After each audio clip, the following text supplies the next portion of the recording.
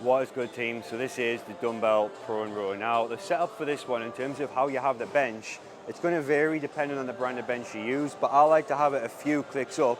So essentially when you're sat in position, it's not so low that you're going to hit the floor, but it's also not so high that you're completely upright and you're going to make it too much of a trap movement. So you want to have it roughly about 3 or 4 clicks up from the bottom. Again, it's going to vary depending on what bench you use. Then in terms of getting into position, I ideally like to have the dumbbells set up on the bench ahead of time. Now I know these ones are quite light, so if they're heavier, they might be sort of set up like this.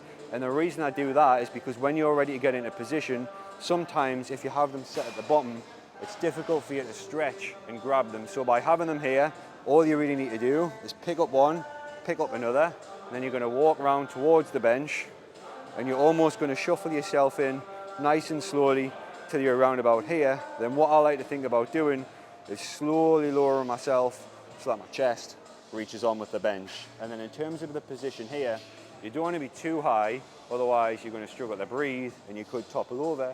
You also don't want to be too low, because again you might struggle to breathe and it's going to be uncomfortable on your neck. So you're going to lean into position so the nipple line is just about on point with top of the bench.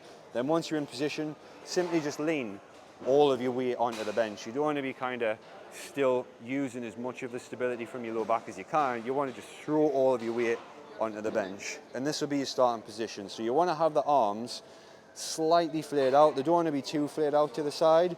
They also don't want to be tucked in. They want to be somewhere in the middle. Again, this is going to depend person to person, whatever's the most comfortable, but around 45 degrees typically is that sweet spot.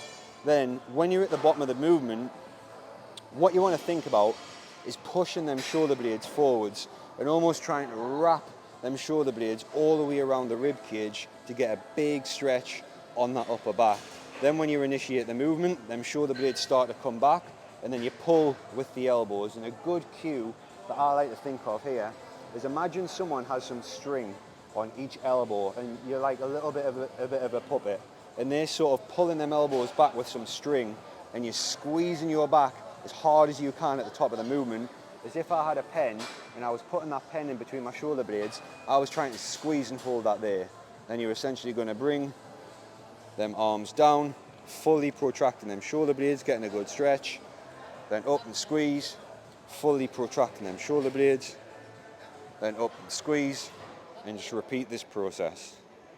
And then when you're ready to finish, simply just drop the dumbbells down beside the bench like so, and that is the dumbbell prone row.